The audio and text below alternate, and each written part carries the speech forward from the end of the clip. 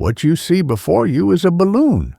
But not just any balloon. This balloon has lived. It has known air and let go.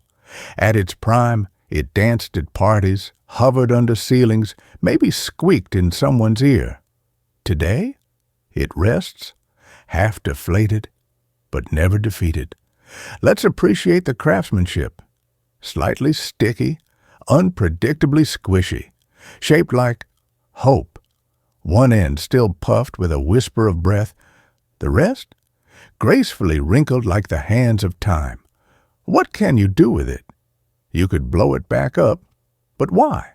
You could tape it to your fridge, frame it, gift it to someone you barely like.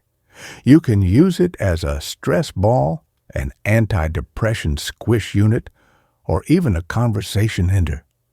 What is that? It's air from another era.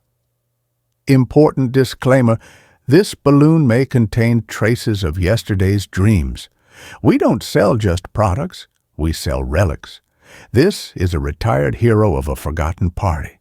And yes, you can own it for an unreasonably high price. Click the link in the description and honor the breath that once was.